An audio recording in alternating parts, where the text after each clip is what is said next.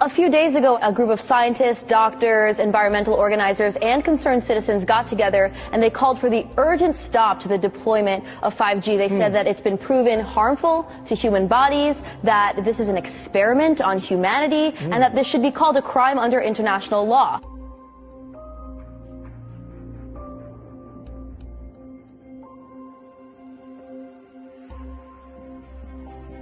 "5G is a weapon. It's used by the military.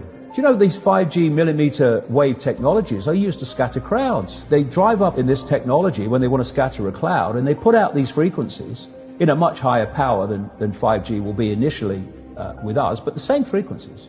And people scatter because they get the feeling their skin is on fire. Because the human body, including the skin, is an antenna. It interacts with frequencies and it receives and transmits information. At the cutting edge of understanding of DNA, scientists know that DNA is a receiver-transmitter of information.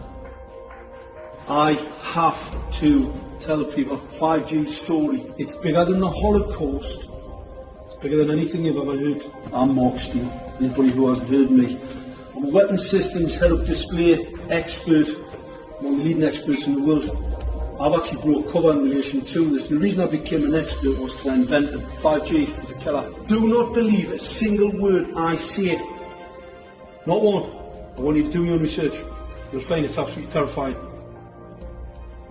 There are going to be boxes broadcasting 5G, this weapon, down every street, all over the world. What we're concerned about 5G is that it's going to require a transmitter about every 3 to 10 homes. So you're talking about a small cell tower placed in front of your home. Because at these high frequencies you can't have... It doesn't travel very well. Yeah. And people need to understand, it's 24 gigahertz to 90 gigahertz. These are not 2 feet. These are 2 inches to half an inch. And this is very dense wireless radiation hitting our bodies. What we know is that it pulses more, it's got higher frequency, more waves per second, it beats up the cells more.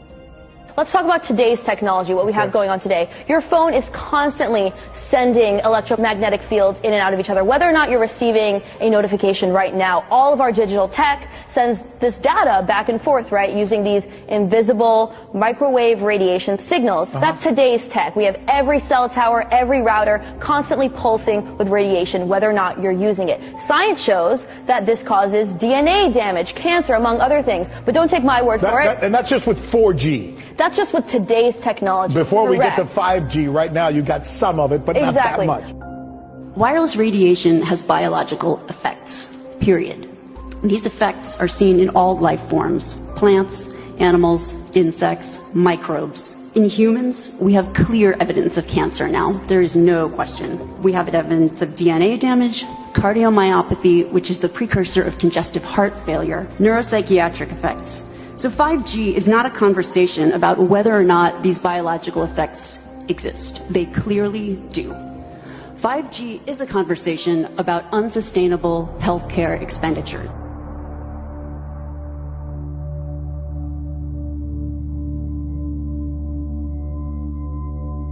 So we are electromagnetic, electrical organisms, transmitters and receivers of information.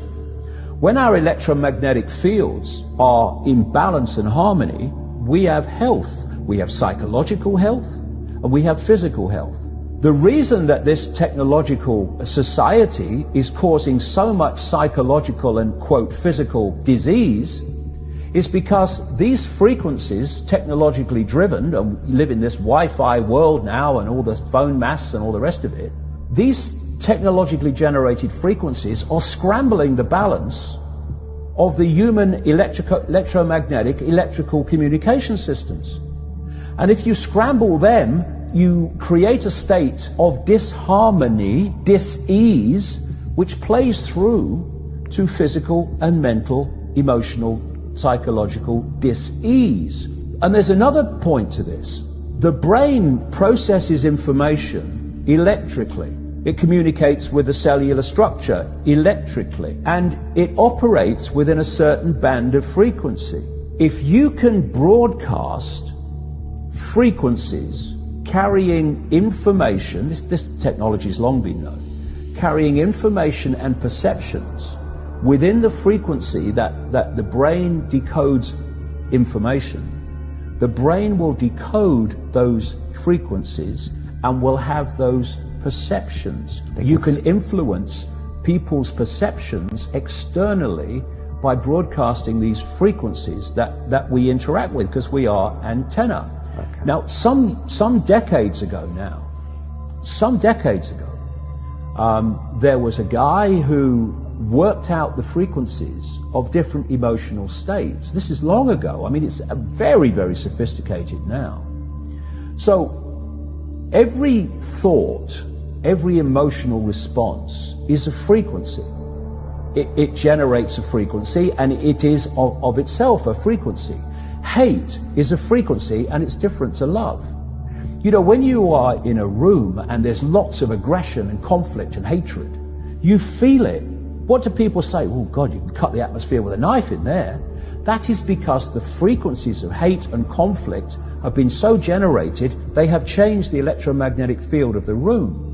Okay, so 5G is going to be weaponized against us potentially. Yeah, but the point being that they worked out the frequencies of various emotions, including rage and what have you. And basically, they can play across a community these frequencies without anyone knowing, and it starts to have an effect, and it starts to build rage, it starts to build anger, and people might not realize why they're feeling it, but they start to feel it. And then what they do is they trigger that with an event. Maybe some guy is attacked by the police or something, or somebody's arrested for something they didn't commit, and now there's the trigger. The blue touch paper's been lit of this manufactured frequency-driven rage, and you have mass riots and what have you, and people do things that they wouldn't normally do. And you can make people depressed. You know, the American military, they've admitted this. They have technology that fires frequencies at the enemy that basically breaks the enemy's spirit, so they give up and put their weapons down. This is the technology we're dealing with.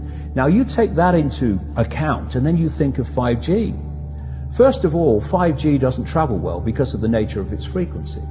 So instead of big towers, as we have now, broadcasting these frequencies long distances, it won't do that. And it doesn't go through solid objects, what we call solid objects, very well either.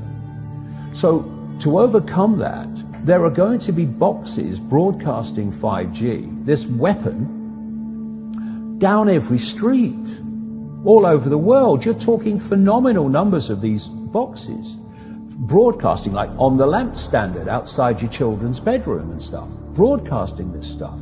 There's no way you'll be able to go where you'd be in a field of 5G. And another interesting thing, I don't know whether you've noticed this, but the story broke first of all in Sheffield, when the council started cutting down literally thousands and thousands and thousands of mature trees in urban streets.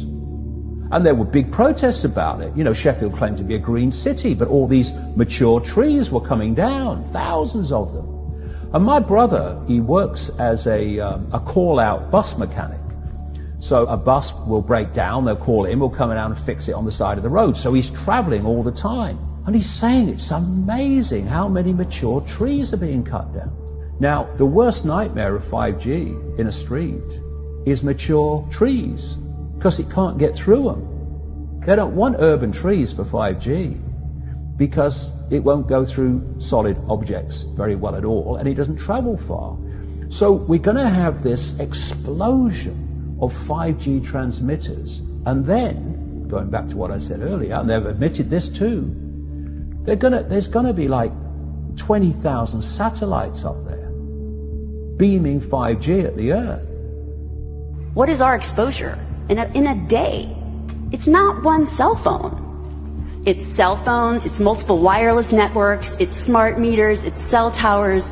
It's this sandwich, and it all adds up. And this is a serious problem for occupational health, public safety, and personal safety. And I feel that it's irresponsible to be even talking about the Internet of Things and rolling out a new untested technology when we're not even measuring what are our current exposures from the current network.